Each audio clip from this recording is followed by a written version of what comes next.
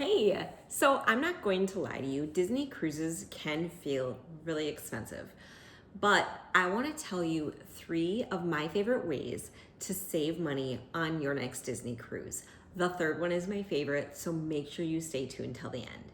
The first one is the simplest probably. It is to book early and to use a travel agent. So small disclaimer, I am a travel agent that specializes in Disney, Disney World, Disney Cruise Line, Disneyland, but I do think it's really beneficial to use a travel agent. It's no extra cost to you to book with a travel agent, but the reason that it's helpful is because once your cruise is booked, your travel agent keeps an eye on any deals that come out through Disney Cruise Line and can apply them for you, which is super nice. Then you're not checking on it all the time. So that is the benefit of the travel agent part of that. The reason it's beneficial to book early is because Disney cruise pricing tends to go up over time instead of down.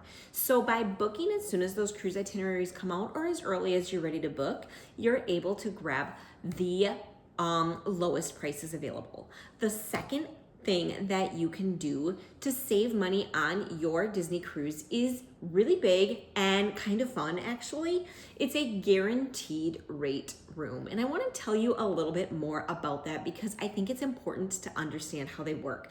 So a guaranteed rate room is Disney's way of trying to make sure their ships are as full as they can make. They're trying to make money by offering you a discounted room because it gets to the point, usually a few months before a cruise, where Disney usually hasn't sold out every single room on their ship yet. So in order to do that, they offer you a discount. Now, the discount comes by not being able to select your exact cabin. So when you don't book a guaranteed rate room, you pick from any cabin. So you literally will get a map of the ship and you'll be able to select exactly what cabin. You could know a year and a half in advance what exact cabin number you're going to have. It's super cool, but not necessary if you're willing to book a guaranteed rate room. So some of the downfalls of booking a guaranteed rate room, like I said, you don't know the exact cabin. Typically also you're going to be booking closer to the cruise window, so they tend to be better for more flexible travelers or people who are able to just travel with less planning, not knowing what date they're going to travel in advance.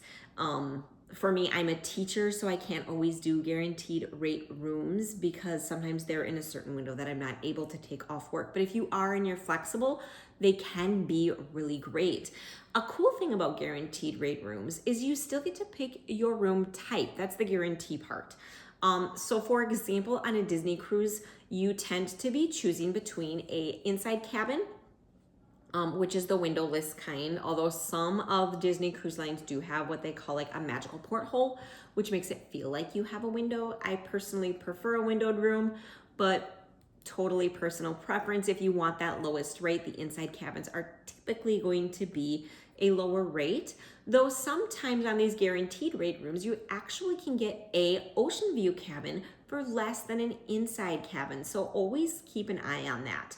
The ocean view cabin is the next step up. It is exactly what it sounds like. It is a cabin on the outside with a large porthole or two small portholes, which are typically on the first deck, the lower decks. But the ocean view cabin is a great choice. That's what my family picks. You get the ocean view without paying for the veranda, which is the last or the higher level of Disney Cruise Line tiered rooms. So obviously that comes with a veranda, a walkout balcony, which is super cool. And using a guaranteed rate room is definitely a way to get that at a discount. Now there's also a concierge level room, which can be quite a bit pricier than the other rooms that Disney offers. And because this is a video about how to save money on a Disney cruise, I'm not gonna go a lot into the concierge level, but if that's something you're interested in, please comment and I can make another video about that as well. So guaranteed rate rooms are a really nice way to save money. You pick the tier that you want and you're guaranteed that tier room, but Disney will choose for you where it is. So if you don't need adjoining rooms or you don't want a certain deck, a guaranteed rate room can be a really good choice for you. My kids are old enough that if my family's spread out a little bit around the ship, I'm not so worried about it. You can definitely request to have adjoining rooms still, but that is not the part that's guaranteed. It's just the room category that's guaranteed.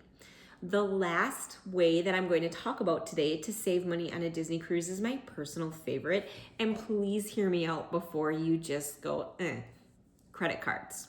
Okay, I know that that's not everybody's vibe, but I really want to talk about it a little bit because this can literally save you thousands of dollars.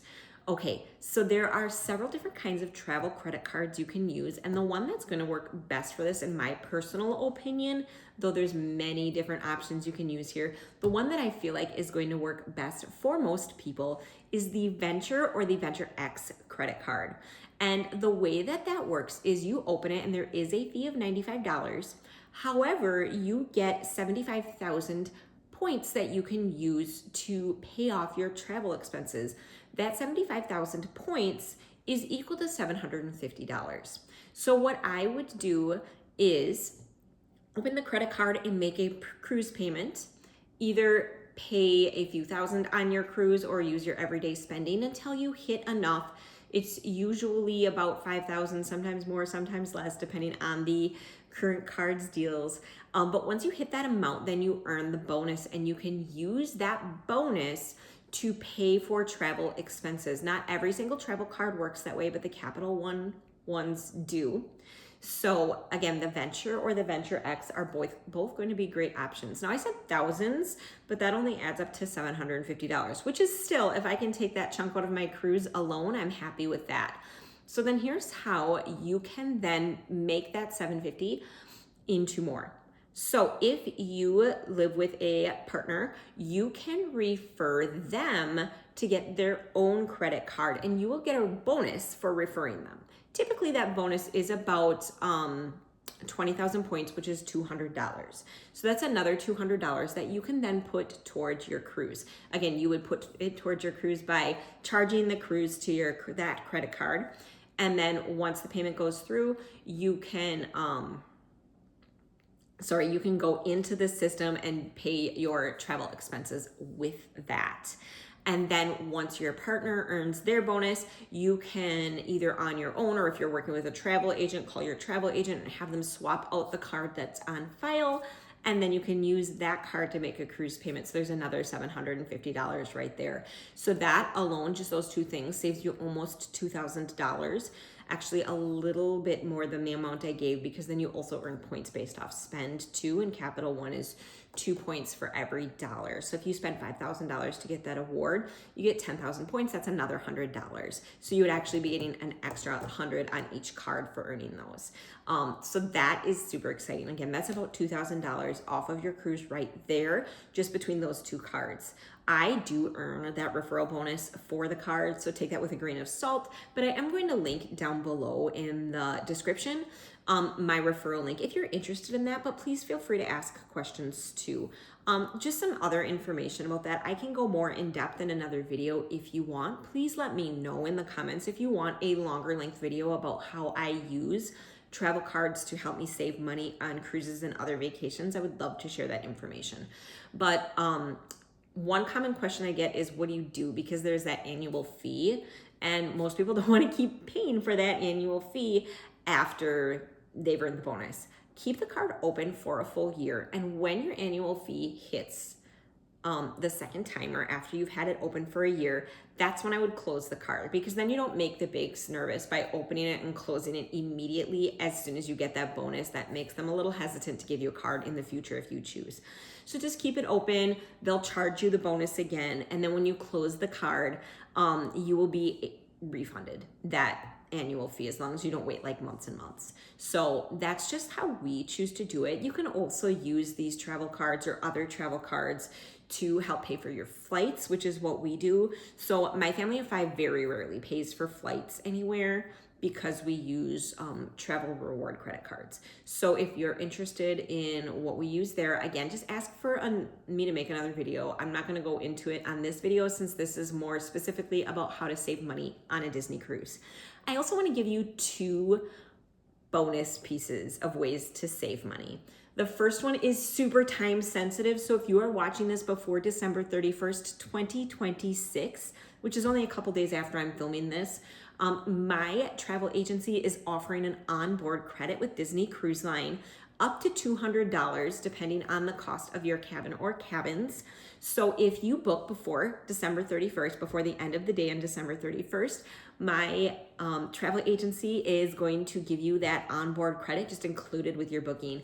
We have not done this before. I'm super excited about it. So the second time sensitive one is, again, if you're watching before a certain date, this time if you are watching before January 18th, 2026, get that date in your brain. That date is the date that the sale on deposits ends for Disney cruises. So about a year ago, Disney took the deposit price for cruises from 20% to 10%, and that is an official change. That is what Disney cruise deposits are now. So they're 10% of the total cost of the cruise. But until January 18th, 2026, they are half off of that. Not every single cruise, but I checked, it is a lot of them. That means 5% of your cruise cost is your down payment. That is a smaller down payment than than a Disney World vacation for some cruises. That's crazy to me. So if you are looking at a cruise for a year out from now, you will then have 12 months to make payments on that.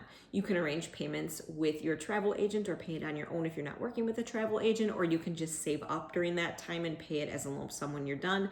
But I do find that having that small deposit makes it easier to then pay it and then pay in chunks over time. So again, those last two are time sensitive, but the first three are things that are gonna work every time. So if you're interested in learning more about the Disney Cruise Line or saving money on your Disney cruise, reach out below and let me know your favorite ways to save money on the Disney cruise in the comments.